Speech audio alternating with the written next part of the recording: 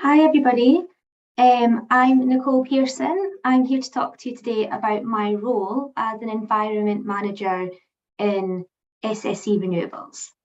So I'm just going to move along on this screen.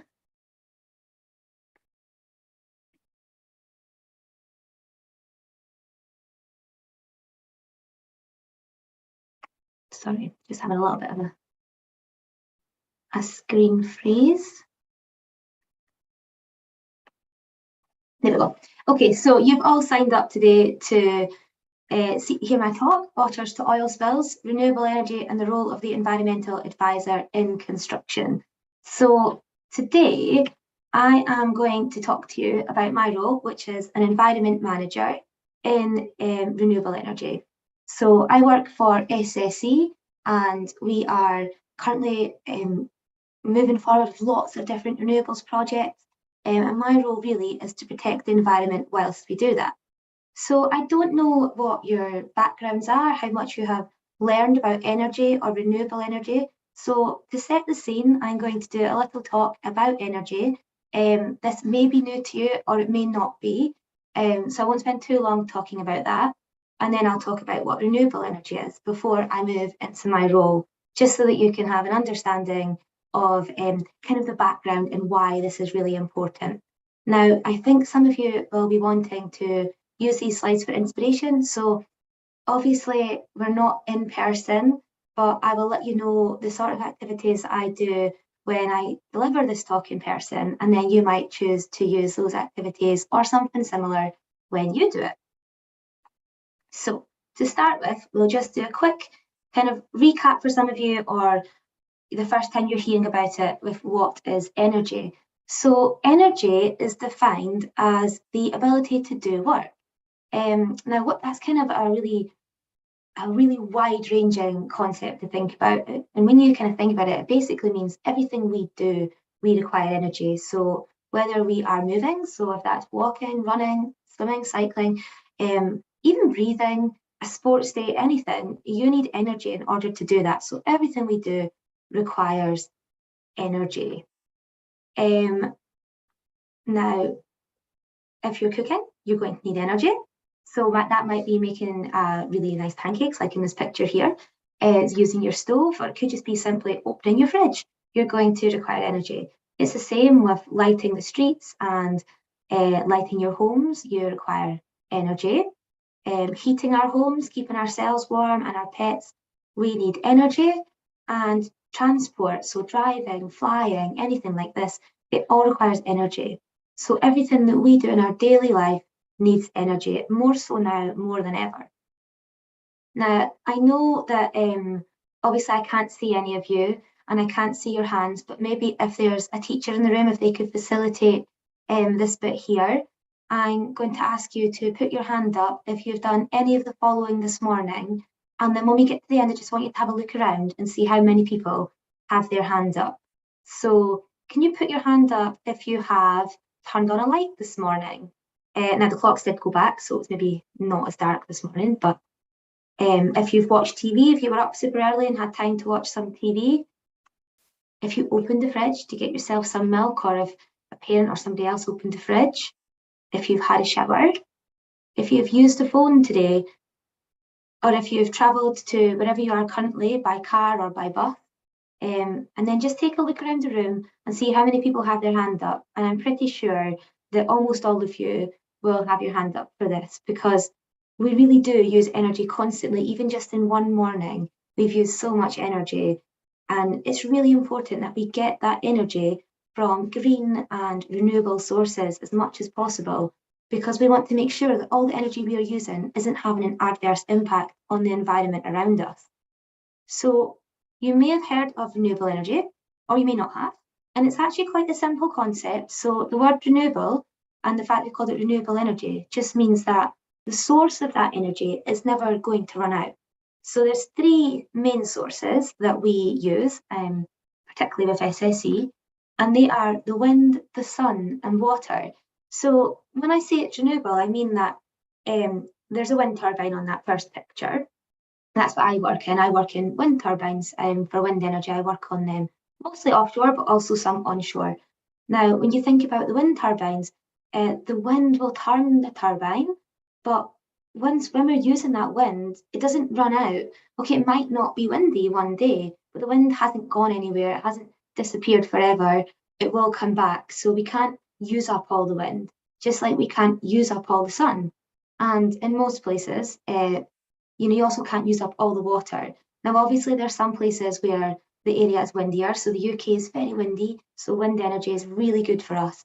And in Scotland, we have quite a large supply of water. So our hills and our glens, we have full of hydro schemes. This is the last picture here. This is hydroelectric. And what we do is we build big dams up in the hills, up in the mountains, to store all of that water. And then when we need that energy, we release it and it flows downhill, giving a big burst of energy. And then for some of the schemes, they're pumped and all that water can then be pumped back up to the top. But other ones, it'll just fill up naturally and then we'll use it again. So in places like Scotland, we have lots of water and hydro and wind are brilliant. We don't have as much sun. So sun, we do have solar panels. You'll see lots of houses and other things with solar panels, but we don't have as much as, say, Spain or someplace else. So they might have more solar panels. But these are the main kind of renewable energy sources that we use. And they're really good because they don't run out and they don't have any emissions. So they don't have any gases or anything else coming out of them that are bad for the environment. The other source of energy that we currently use in the UK and that most of us will have, that we'll be using, for example, for our cars or currently in our homes, is a non-renewable energy. So what that means is that the fuel that we are using to get that energy will eventually run out. And those fuels that we tend to know the most about are coal, natural gas, and oil. There is another one in Scotland called peat, and that's up in our moorlands and our highlands. We have lots of peaty ground. And I've also put nuclear in there, but that's not really the same as the other non-renewable energy sources because it's not a fossil fuel. So I'm calling these fuels fossil fuels because they were created hundreds of millions of years ago and from fossils, essentially. And so it's quite difficult for them because they are going to run out, essentially. We're going to run out of coal. We're going to run out of oil. It's taken 300 million years to create these. We don't have another 300 million years to create more. So we needed to find new energy sources anyway. But not only are these going to run out, we've discovered that they're actually pretty bad for the environment. When we burn fossil fuels, they release greenhouse gases. So these fossil fuels, just to give you an understanding of how they are created. So I was saying over 300 million years ago, we created these fossils. And what that means is lots of plants and animals were surviving at that time.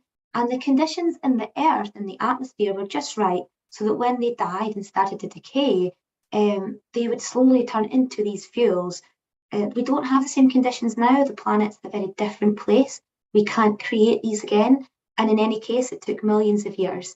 And how we have been able to kind of exploit them in this day and age is that we've been able to drill right down into the seabed to get the oil and right down into the land. And then we extract that and then we burn it. And as I was saying earlier, they produce greenhouse gases. So not only will they eventually run out, they're also pretty bad for the environment. The greenhouse gases are carbon dioxide, it's ozone and it's methane. They're the kind of three main ones. There are others. And what it means is if you've ever been in a greenhouse, I just want you to think about being in one just now. And you're on the outside of the greenhouse, it might be colder. And then when you go into the greenhouse, it's quite cozy, it's warm. It's how we can grow tomatoes and other plants that we don't usually grow here because we're in quite cold Scotland, but we can grow all these other nice plants and foods because we have these warm greenhouses. And how they work is the sun will come down through the roof of the greenhouse and it will warm up. And as it bounces off and tries to go back out, the glass is stopping it. And that's keeping all that heat inside that greenhouse. Now, if you imagine when we burn these fossil fuels and it released all these gases, so the carbon dioxide and the methane and the ozone, imagine them creating a big blanket over the earth so that when the sun comes through, it hits off our ground and it bounces off, giving us some warming that we need. and then it should go through again. A lot of those rays should then go back out into the atmosphere, but it can't because this big blanket's keeping it in, and that's leading to global warming. So essentially, these gases are turning our Earth into a greenhouse, essentially. And this is leading to something that you might have heard of. You've probably heard this phrase before, the climate emergency. So we are in a climate emergency, and that means that we have to take action now to stop the Earth heating up anymore. And that's why you may have heard people saying that we're working towards net zero. And all that really means is that we're trying to have zero emissions of these greenhouse gases. So we're trying to get our energy from renewable sources. And the government have a target. I think it's 2045. I could be wrong, but I'm pretty sure it's 2045. So that's way in your future. But hopefully, when we get to that point in your future, you're not going to be seeing the use of these kind of horrible greenhouse gases anymore. You'll be seeing lots of the renewable energy that we're going to learn about today. And by doing that, we should be able to kind of halt or reduce the impacts of climate change, which we're seeing at the moment, and which are leading to warmer and drier summers. So that means that all of our crops, our strawberries, everything else that we really, really like, they need a lot of water. If our summers are really dry, we might get drought, and that will affect those crops. It can also affect the animals living there, and it can affect people. It's very dangerous for people too. The glaciers can melt. You can see these lovely polar bears that everyone knows so much about. They really need that sea ice in the summer so they can hunt the seals. If the sea ice melts, it's really bad for the animals who live there, but it's also really bad for people wider, all over the world, because it will lead to a rise in sea levels. So we're going to try and work towards net zero. This is something that our government have stated they're going to try to do. And my job is going to be really important in that, because as we work towards net zero, we want to make sure we do it in a really environmentally friendly way. And that's where my role comes in. So the environment manager, what do we do? I have three main phases of work that I work on. The first one is development, and that really is kind of when it's an idea and it's a concept. Someone's thinking about building a wind farm, and we've applied for an area of the seabed that we want to build it in. So we now need to develop that project. And my role there is really to make sure that we develop it in a way that it's going to have as little impact as possible on the environment. So if you think of a wind farm out at sea, try and think about the animals that might be affected or what might take place at sea that could be bad for the environment. And I need to make sure that we choose an area where it's going to have minimal impact, essentially. So I work with lots of really great people who are, there's different people that have engineers, we have consent managers, we have lots of different people who will help, and we will choose an area and do lots and lots of surveys on the seabed. So we do geophysical surveys and geotechnical surveys. We do years and years of bird surveys. We have to make sure that all of these are taken into account so that we know where we put a wind farm. We're putting it in an area where the seabed isn't getting, where it's going to be okay in the seabed. We check what animals are living there. We look at the marine mammals. We make sure that when we are doing these surveys, we're not impacting those mammals. We're making sure that we start our equipment slowly and quietly and build it up to give them a chance to get out of the area. So my role is really important in making sure that these things happen. Lots of people support me, and there's lots of jobs within this sector. Then we have to choose the correct cable. So if you're thinking about a wind farm, you might be thinking, well, how does the energy get back to us in our houses? Like in those first few slides when we were talking about lighting our homes, how does it go from being out at sea into your home? Well, we put cables under the ground. So under the ground and under the seabed, right the way from our wind farm all the way to land. And then when it gets to our beaches, we have to put another cable, smaller ones, over to what we call a substation. And at the substation, that changes the energy into a form that you can use in your homes, and it distributes it out to your homes. So my job has to make sure that for the development of these, we choose a route where the cable is going to have minimal impact, both at sea and on land. And I mean, basically, when we're on land, for example, we want to avoid giant rivers, and it'd be better to go through a small stream that's going to have less impact. I don't know how many different animals you know, but if you know about otters or badgers or any of them, we have to make sure that we go through an area where there's not lots of otters and badgers, and there's not lots of red squirrels and all of that, because we don't want to get rid of habitat in this bid to reach net zero. Then the main part of my job is what I'd call construction, and that's when we build it. And that's where there's high potential for things to go wrong. So you've got lots of machines going around, they might have oil spills, things like that. So it's really important that I'm working closely with people there too, to make sure that we have minimal impact on the environment. And then the last bit, and possibly the best bit, is reinstatement. And that's when we try and turn everything back to the way it was before. And actually, if we can, we would like to try and make it better. So we'd like to try and plant more trees than they were there before. And we'd like to try and make more habitat for bats than there was before, and things like that. So this takes a long, long time. One project can take about 10 years or so to create. So it's a big commitment, and then it gets passed to other people who will deal with it through operations. So because my job is so vast, I thought today, rather than go about every single little bit, I'll choose the construction phase only, and I'll choose 3 things that I am really busy doing all of the time. And my favourite one is protected species. So I've got a picture of a badger here, and we're going to learn today about some of these species and why it's important to protect them. And then the other thing is water and pollution, because you can't escape this on a construction site. It's something that I'm always thinking about in the back of my head. How can I make sure that I'm not going to allow this job to pollute this river or the sea? And then waste, because any project produces lots of waste. Any person produces lots of waste. And it's really important that in your own life and in construction and everywhere, we're all thinking about that waste and how we manage that waste. So at this point, if I was in your classroom, I would take out 3 bottles of water or 4 bottles of water, and I'd have one clean bottle of water, and I'd have another bottle of water that had some mud in it, another one that had some sand in it, and one that had a little bit of oil, just olive oil or something on the top. And I would ask you which of these bottles of water you would like to drink. Now, if you want to think about that right now in your classroom, I'm pretty sure you wouldn't want to drink the one that had oil in it, and you wouldn't want to drink the one that had any sand in it, or the one that had any mud in it. Neither would I. I would only want to drink the clean water. And the whole point of me taking that water along is just to get you to think about if the water that came out your tap was really, really dirty, you wouldn't drink it. If it was full of oil, you wouldn't drink it. And we need to make sure that we are protecting that water environment when we are building, because the animals that live in it, they also don't want all that mud, and they don't want that oil.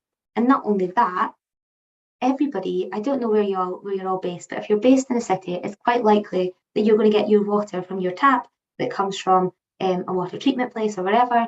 If you live in the countryside or quite remotely, you often have a private water supply, and that means it'll come from a local river or a well close by your garden, something like that, and it gets pumped into your tap.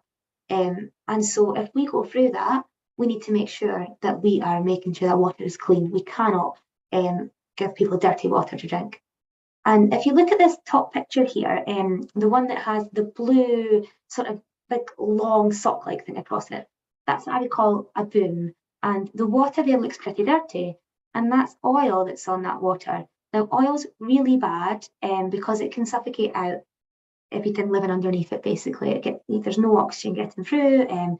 It's really not good for the animals that are in there. It can kill the small insects, which in turn can have an impact on the fish that eat them, and then it can have an impact on predators higher up the food chain, such as otters.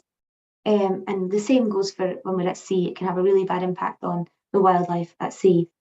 So that really handy blue long sock thing, that boom, is really useful for absorbing only oil and not water. So I have lots of things like this at my disposal, and so do all of the guys who are putting the cables in the ground. We have what we call spill kits, and my job is to make sure we have enough of them to try and prevent spills in the first place, and then when it happens, to clean them up.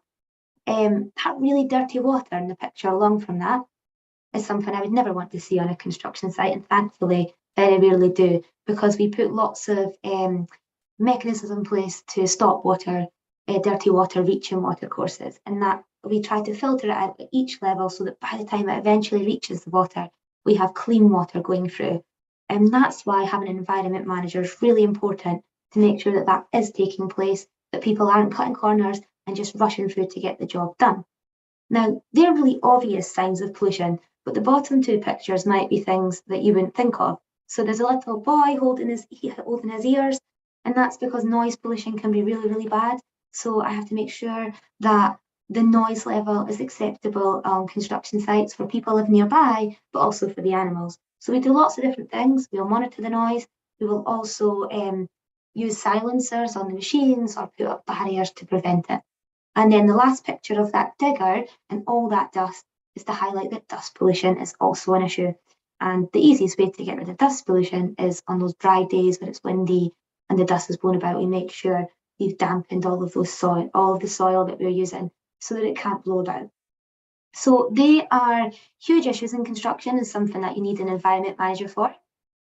And then we'll move on to waste. And I'm going to stop here again just to say that if you do choose to talk about waste and when you're given a presentation or something like that, this is a really good bit for a game. So what I like to do is come to a classroom or go to a hall and I take pictures of recycling bins. So I would take a picture of the image you would get on your cardboard recycling bin or your cans or your glass, and I put them up at different areas in the classroom or the hall.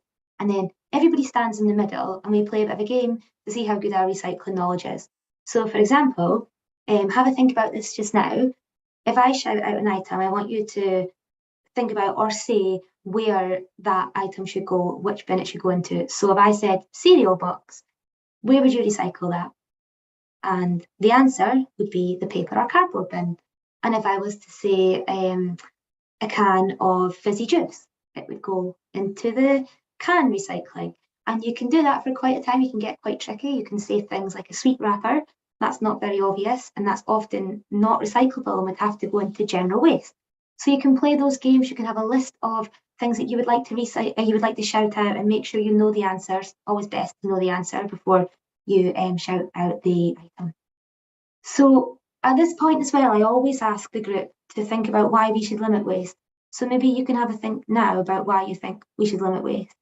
And what I've done is I've taken a list of things that other groups have told me were the reasons we should limit waste. So they've told me that they would like to limit the waste for health and safety reasons. So yeah, like rubbish is full of germs, isn't it? It's sitting there, it's dirty.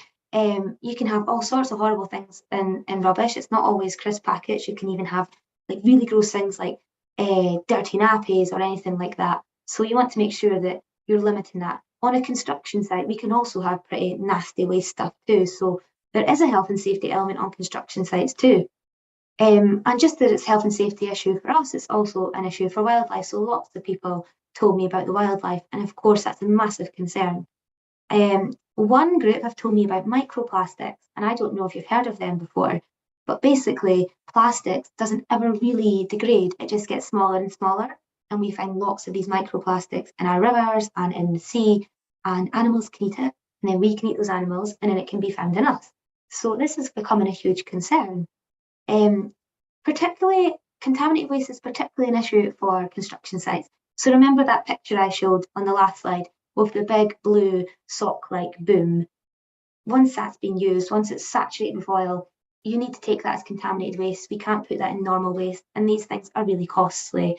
So waste and segregating waste, and if you don't do it properly, so on a construction site, you must segregate your waste, you must do your recycling, and if people don't listen to that and they put the recycling in any bin, we need to pay for someone to come along and segregate that waste, so it can be very costly.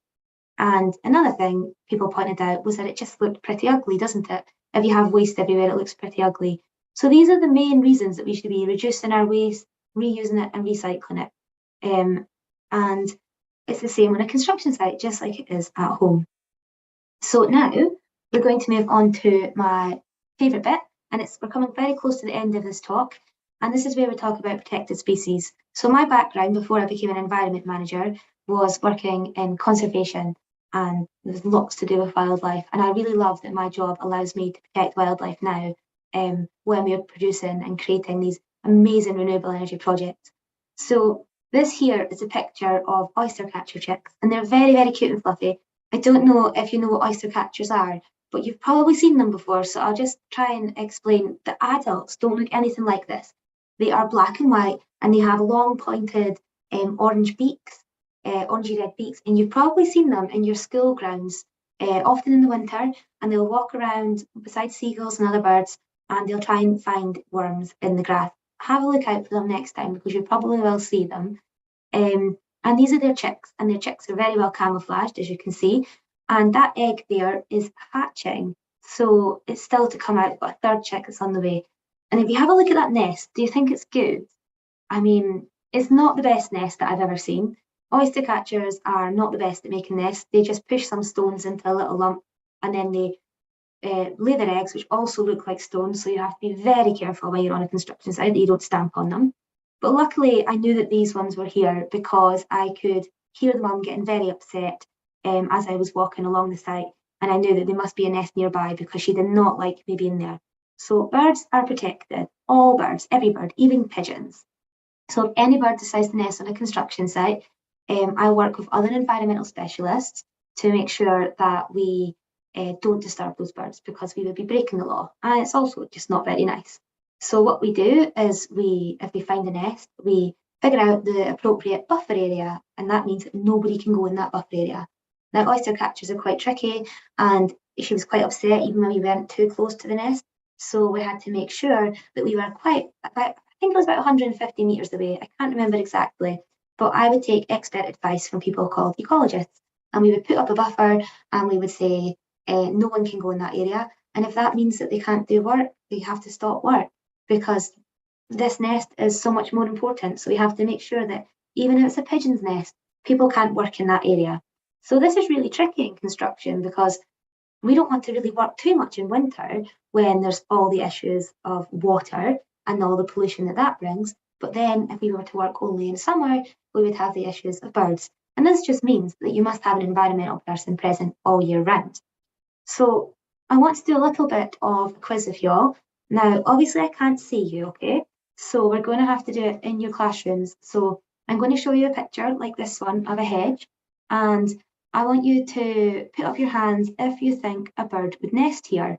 So, and have a look around the room. I don't know what you're saying, so I'm going to guess that you've said a bird would nest here. It's a nice hedge.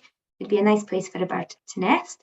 And the answer would be yes, they do nest here. So we must check hedges all the time in summer. And this is a traffic cone. Do you think a bird would nest in a traffic cone? So if you could put up your hand if you think a bird would nest in a traffic cone.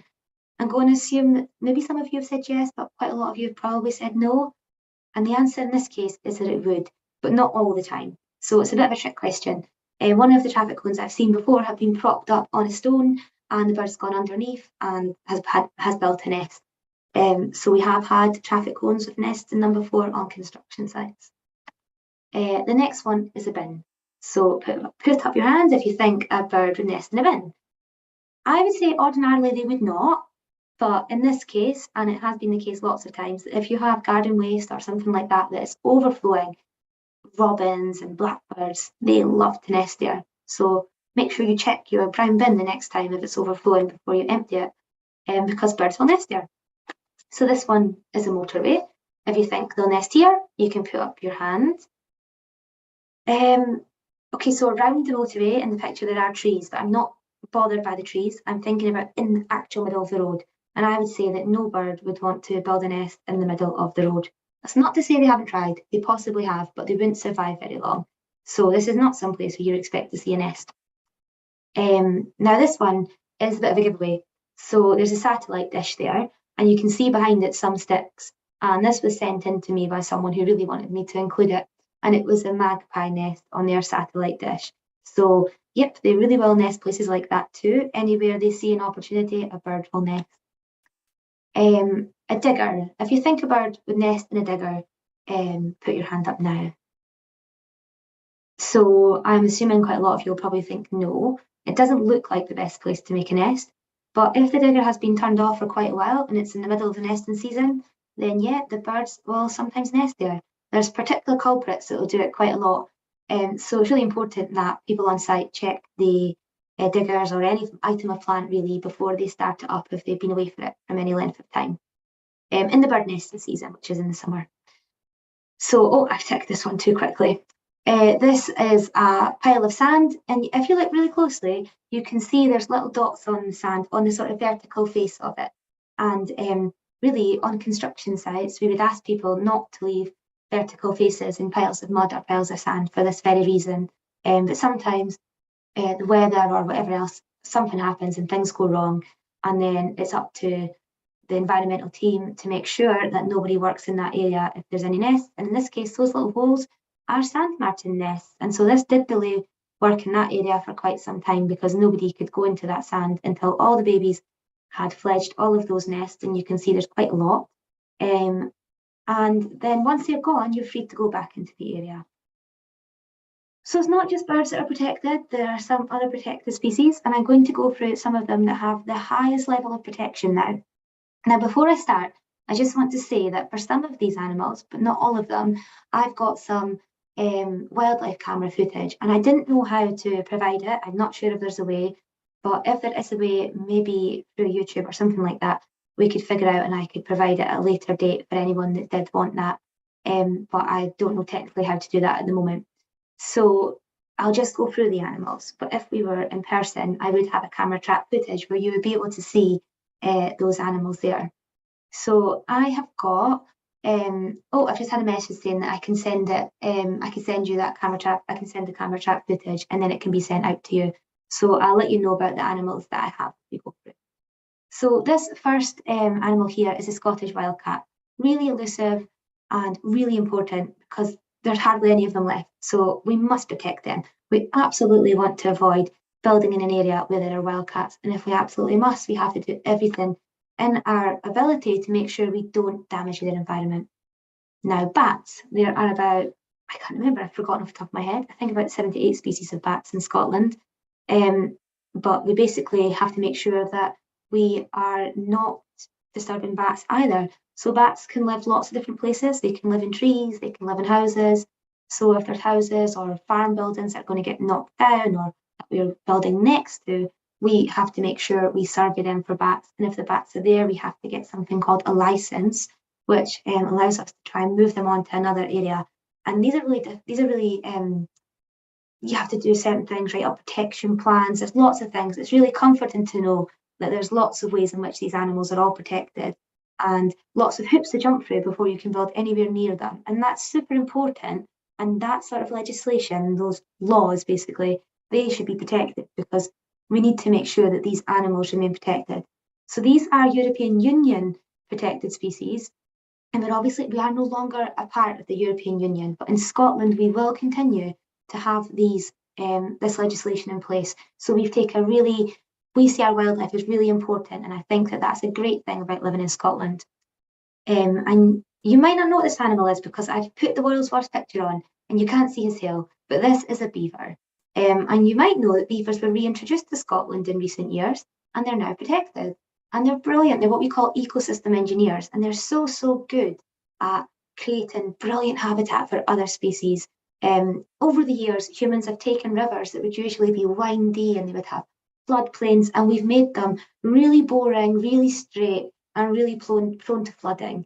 And then you get beavers come along and they just change it and they create ponds and they create habitat, and they're amazing animals.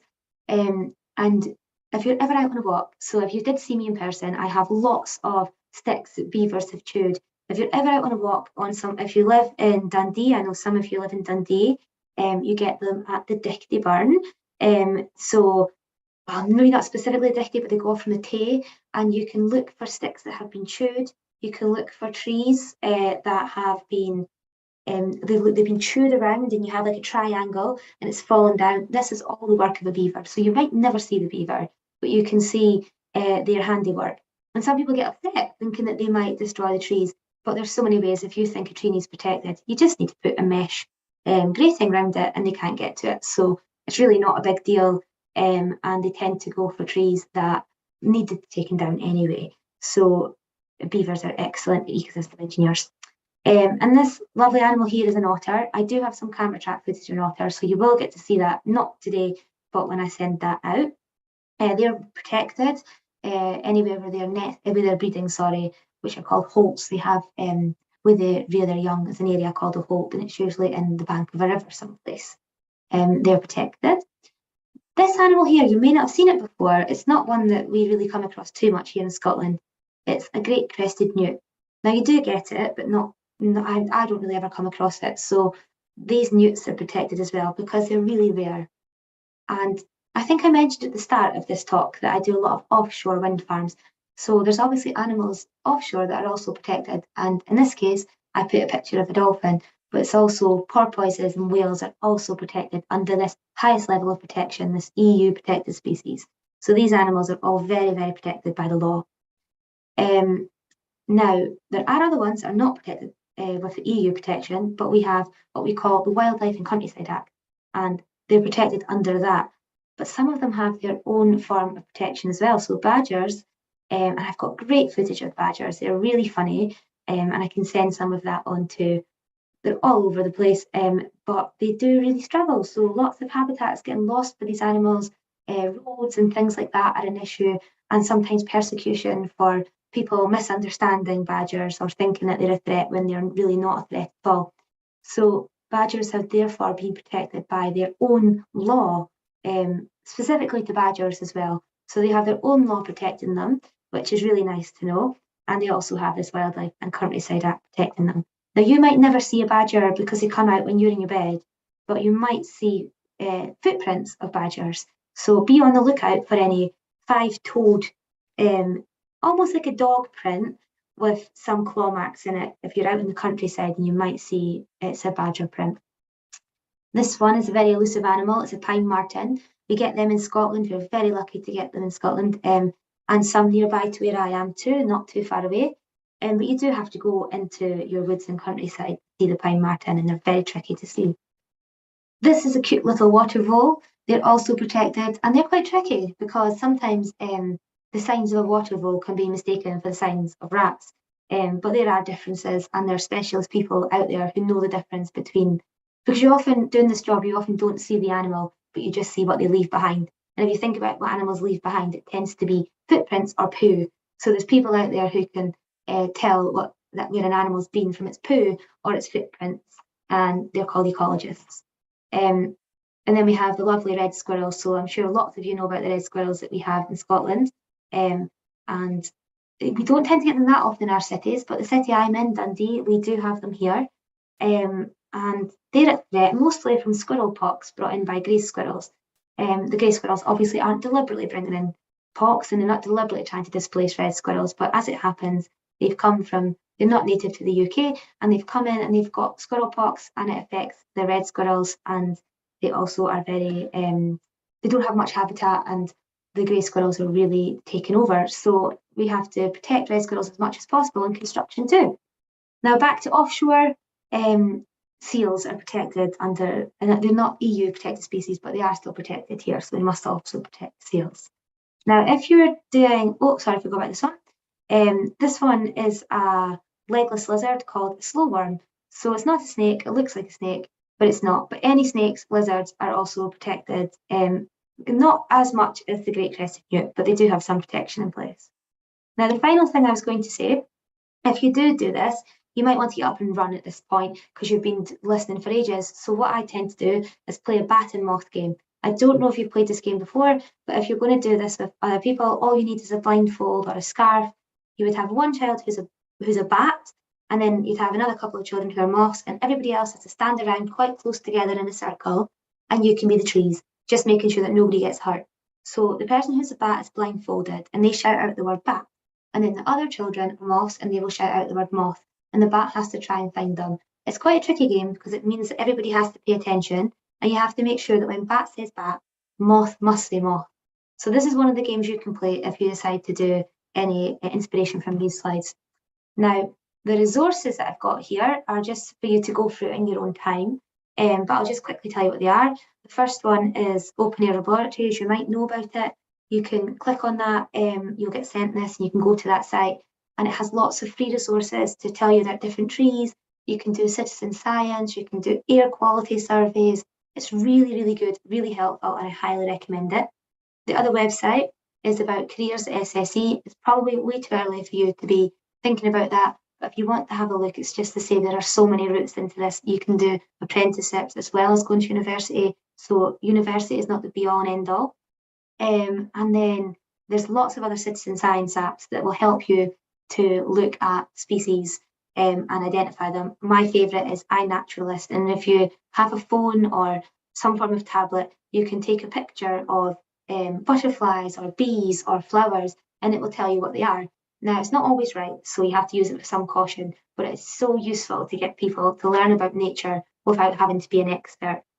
And then I've said some things that you can take along, and I think I've mentioned them throughout the whole talk, but basically I often take along water bottles. If I found any sticks from beavers or things like that, I'll take them along. I think the recycling game is really good. All you need to do is print out pictures of recycling bins. And if you decide to play bat and moth, a scarf is all you need.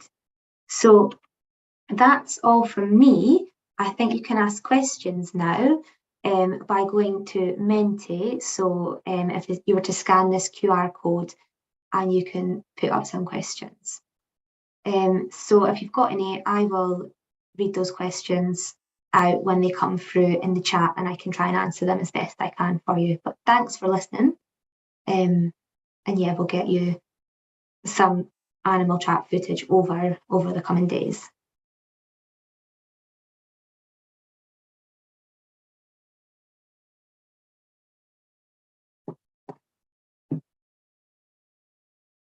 So I don't know how long it'll take to put in a question. It might be, oh, what's the coolest place you've seen a bird nesting?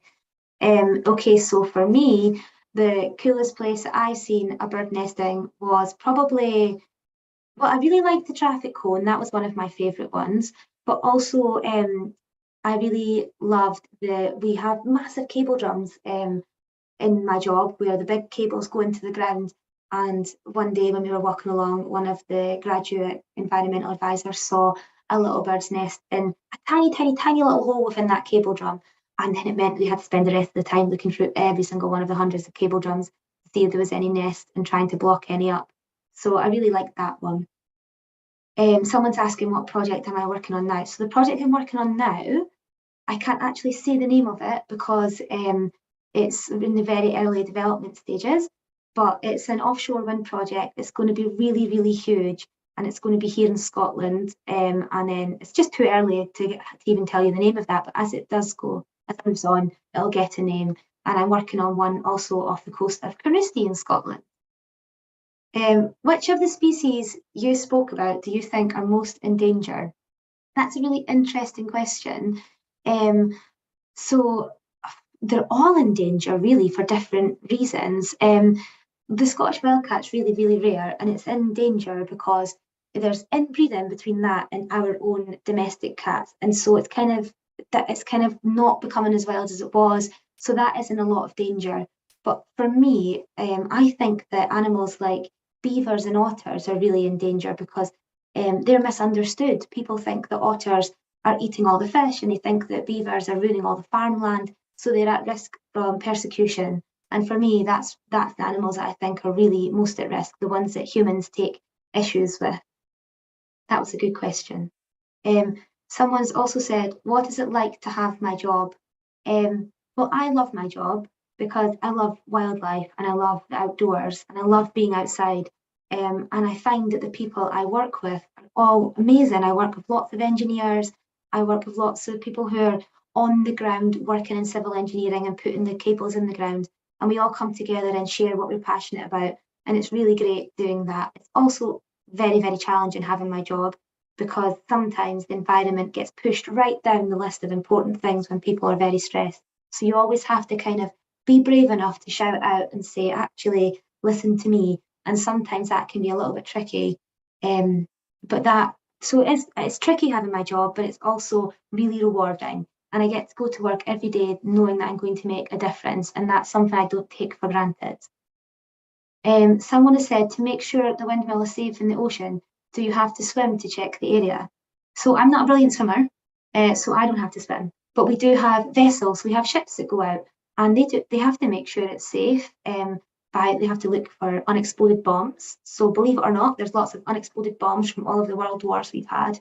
And they have to check for to make sure that the ground's going to be safe and to make sure that there's not any archaeology there. So shipwrecks, there's lots of shipwrecks we don't know about. So although we don't go out specifically, I don't go out and swim, other people, and mostly engineers and other scientists, will go out and they will use vessels and they will use this amazing technology that can build pictures up of the ocean, and they'll do tests on the ocean floor and they make sure that it's safe to work there. Someone's asked me what is my favourite animal that I've ever seen. And I love all animals, so it's really, really tricky to choose that one. But I absolutely love badgers. And they're so funny and I love watching them. So every time I see a badger set or a badger print or even badger poo, which is really gross, but when I see it, I get really excited knowing that they've moved back into the area when they were absent for quite a long time where I live. And there's not many in Dundee, so it's really special when you do see one. So that's probably my favourite animal. Someone has said, what is the trickiest animal to survey?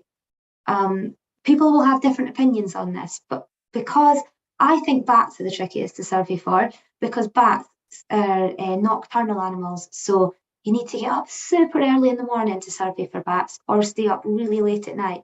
So sometimes you can find yourself waking up at 2 in the morning to go to an old graveyard to sit there with a bat detector that picks up the noises that bats make when they're echolocating, so when they're feeding, because bats can see, they have our eyesight, but I don't think we'd be able to run around catching midges at night, so we wouldn't be any good.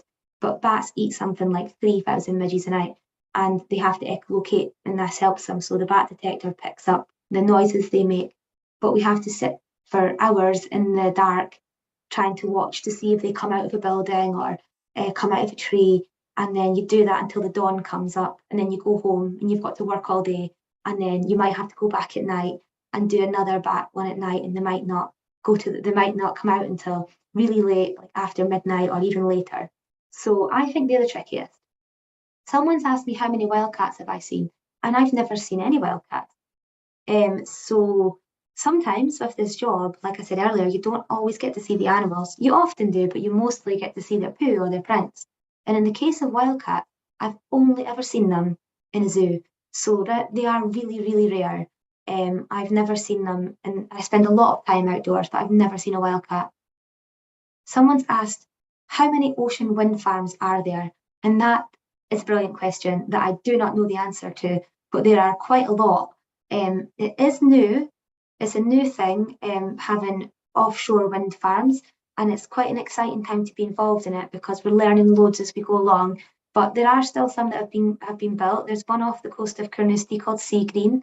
There's other ones all the way down the coast. There's some up at the north, and we're going to be seeing lots and lots more of them as time comes on. But they're really, you basically have to bid for an area of the seabed, and lots of bids have gone through just now. So in the next 5 years or so, you'll see a lot more popping up.